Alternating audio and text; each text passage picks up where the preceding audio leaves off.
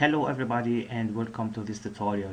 In the first tutorial we have seen how to install Symfony2 framework on AWS machine, and I've promised you in the next tutorial to set up this installation in PHP Storm. But first of all, there's something very important is to add the code in one of version control system like SVN or Git. I chose here to use Git on Bitbucket. And why Bitbucket? Because like on the homepage, Bitbucket is free for 5 users, and you can also create unlimited private repositories, and this is very fine for any developers. So first of all, you have to create an account on Bitbucket, and after this you have to create one SSH key. How to do this? This is very simple. Just follow the instruction on this page, or there are also some other tutorial on this, but we want to start directly using our my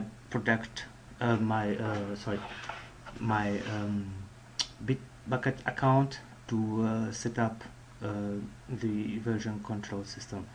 So first of all, I want to create a new repository.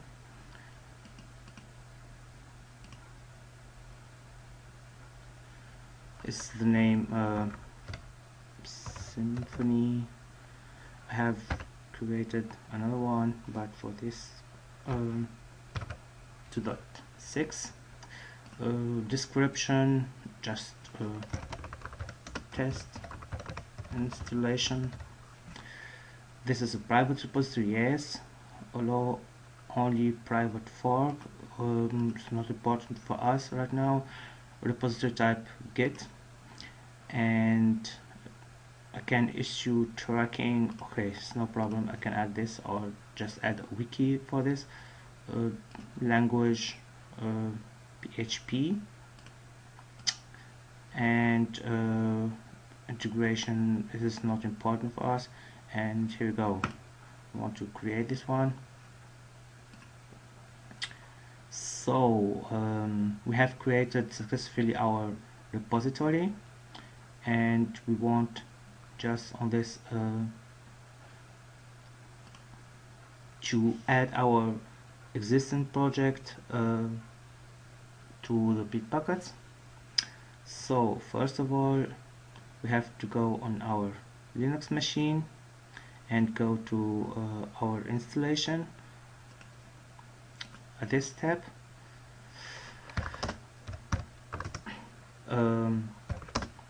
we can see also there is a Git in your file there, and this file contains some restriction for the repository that we don't have to load or to take a version of the cache or for the logs, and some other composer for the composer file here, and also the vendors. We don't need this, and also the web bundle. We don't need all this file because like the cache and the logs, they will be always created. The vendor, you can get it from the actually Symfony bundle, and we don't have to make any Symfony installation, and we don't have to save or to backup this folder. So first of all, like the instruction said, I have also add some instruction on how to do this. You can visit my website, the blog site, or click on the link below to access to this page. And here we go. The first step was to create the repository on Bitbucket. To go to the project and to initiate the Git repository. I will take an instruction from here. So git init.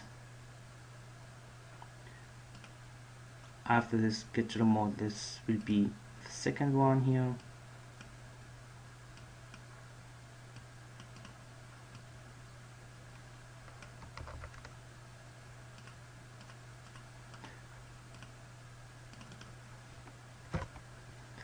So after this, we have to add all the file to Git.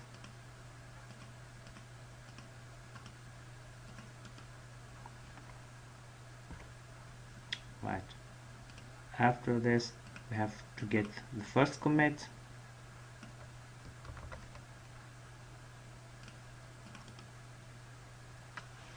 You can write any other command here. So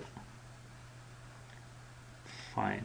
And after this, we have to push our source code of the master branch from Bitbucket.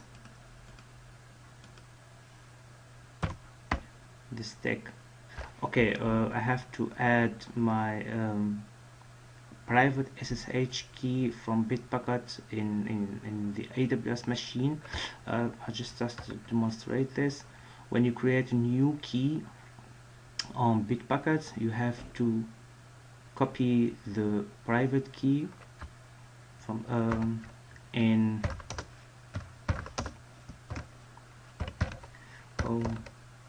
this folder, in the SSH folder, and here we go.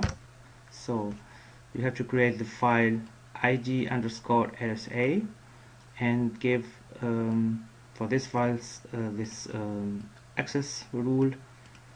Just the Ubuntu user has to write and read, and this is like something like this when you create this file.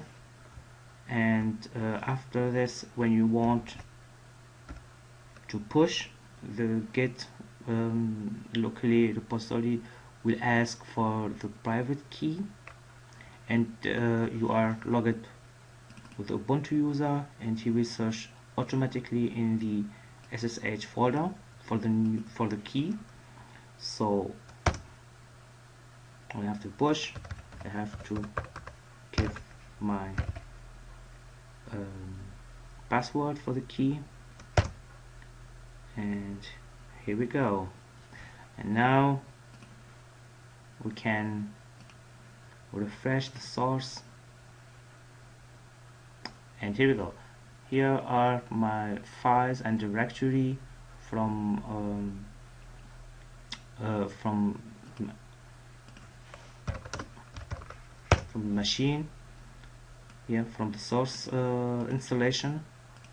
And now we can begin to develop, and we have guaranteed to access to this code from anywhere, or share it with other developers, or something like backup for your code.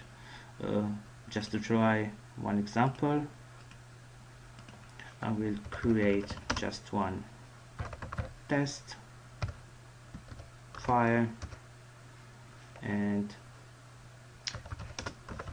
to prove what changes are present now.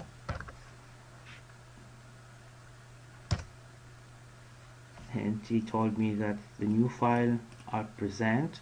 I will just add this file, and also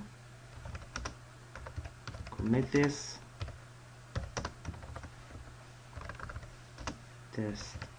file,